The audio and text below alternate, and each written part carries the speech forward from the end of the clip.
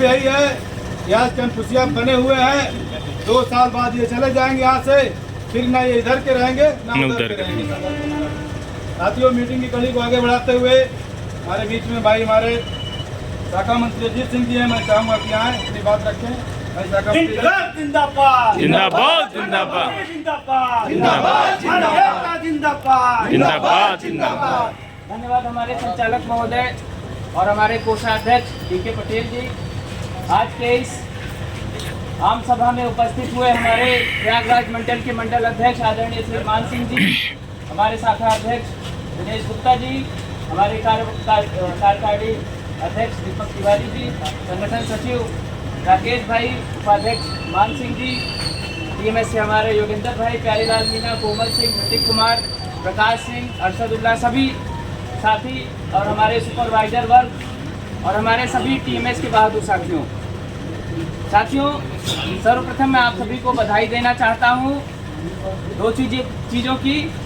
एक तो जो कल उपलब्धि मिली हम लोगों को, जो NPS वाला कोड था साथियों, कहीं अगर देखा जाए पूरी तरह से तो नहीं, लेकिन आंशिक रूप से इसमें हम लोगों को सफलता मिली है साथियों।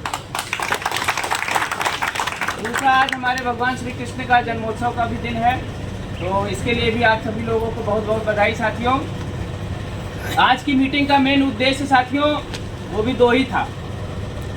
सबसे पहला उद्देश्य तो ये था कि जिस तरह से साथियों आज जो ये यूपीएस करके आप सभी लोगों के बीच में आया है, इसको लाने के लिए और पूरी तरह से OPS लाने के लिए साथियों, जिस तरह से संगठन ने जो परिश्रम किया और आप लोगों ने जो संगठन के आह्वान पे परिश्रम किया साथियों, इसके पीछे बहुत सारा परिश्रम जो है छुपा हुआ है साथियों। उसी के उपलक्ष्य में आप सभी लोग देख रहे होंगे आज मीटिंग की गई है साथियों। शुरुआत में करना चाहूँगा आप सभी लोगों के साथ 2013 से पहले हम लोग सत्ता में नहीं थे साथियों, इसीलिए स्टार्टिंग जो है 2013 से मैं करना चाह रहा हूँ। और विशेषकर साथियों मैं अपने जो हमारे नए साथी हैं मैं उनको बताना चाहता हूँ। साथियों 2013 से पहले हमारी सिस्टर यूनियन सत्ता में थी। होता ये था कि हमारे बहुत सारे सीनियर लोग गवाह हैं साथियों इस बात के कि एक प्रमोशन होने में 10-10 साल, 15-15 साल, 22-22 साल लग जाते थे साथियों, और प्रमोशन नहीं हो पाता था। ऐसा नहीं है साथियों कि वैकेंसी नहीं होती थी, सीटें नहीं होती थी, बस खाली इस आवाज़ को उठाने वाले लोग नहीं हुआ करते थे, इसलिए प्रमोशन नहीं हो पाता था साथियों।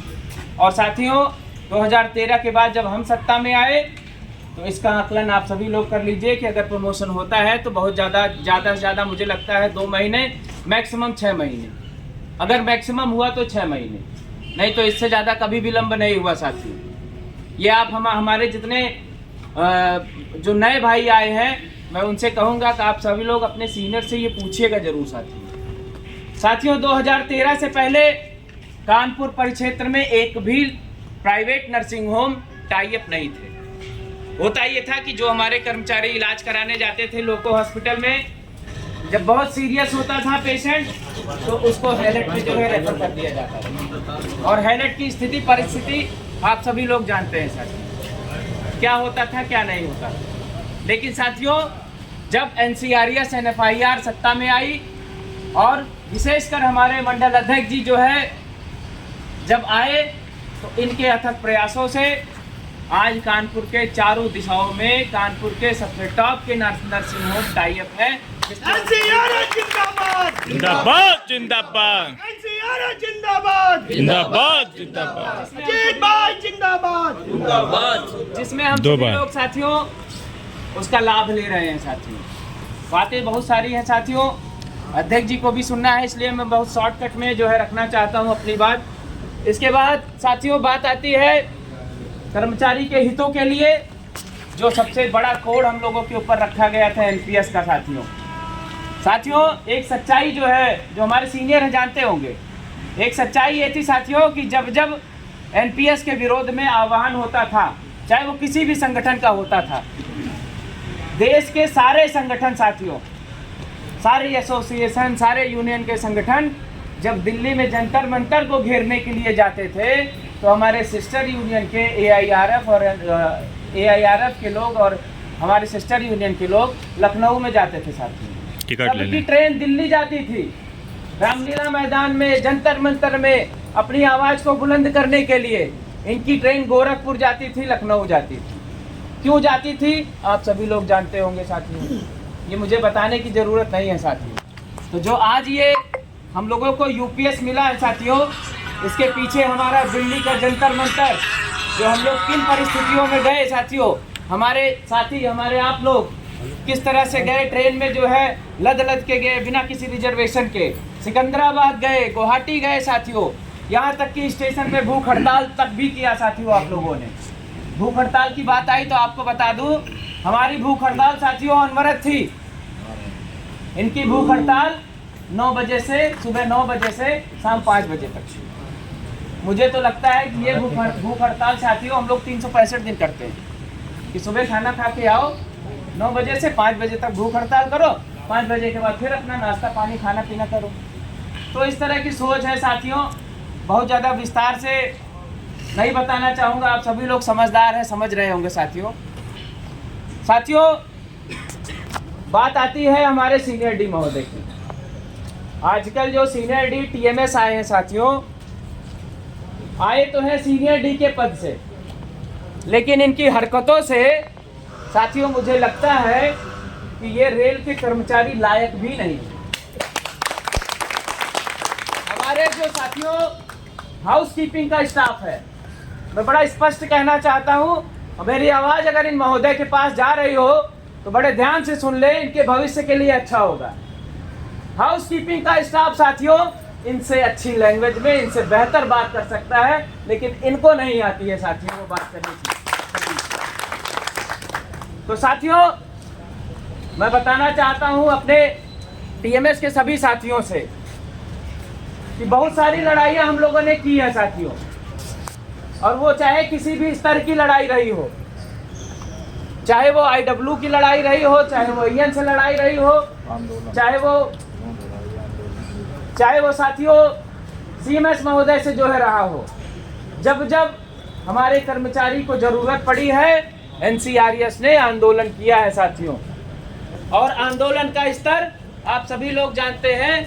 हम लोग किसी भी FIR या चार्जशीट से भी नहीं डरते हैं साथियों, क्योंकि होता क्या है कि अगर आप आंदोलन करेंगे तो उसका परिणाम कुछ ना कुछ आता है, कभी कभी आपके पक्ष में आएगा और कभी आपके विपक्ष में भी आता है।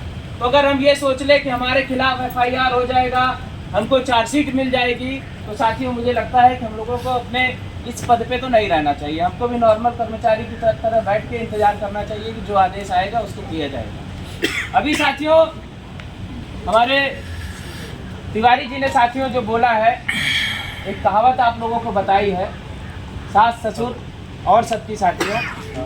हमारे सुपरवाइजर लोग भी खड़े हैं साथियों, तो मैं बताना चाहता हूँ इस मंच के माध्यम से आप सभी लोगों को भी, और जो उधर बैठे हैं साथियों उनको भी, कि आप लोग एक तरह से मालिक होते हैं साथियों। मालिक इसलिए होते हैं, मालिक इसलिए होते हैं साथियों कि आपके कंधे पे पूरा सेट चलता है, पूरी यूनिट चलती है। अधिकारी आते हैं, 2 साल आते हैं, 2 साल के बाद चले जाते हैं, लेकिन उसे में अच्छा अगर बनना है तो सुपरवाइजर बनता है, बुरा बनना है तो सुपरवाइजर बनता है। इनको कोई नहीं याद करता है साथियों। तो आज अगर इस तरह का रवैया हमारे सुपरवाइजर के ऊपर सीनियर डी कर रहे हैं तो हम लोग शांत नहीं रहेंगे साथियों। और हमारे मंडल अध्यक्ष जी महोदय ने इस चर्चा पे रेलवे बोर्ड से लेके DRM, GM, senior DPO, principal सी सबसे जो है बात हुई है साथियों। अभी आपको विस्तार से बताएंगे भी साथियों।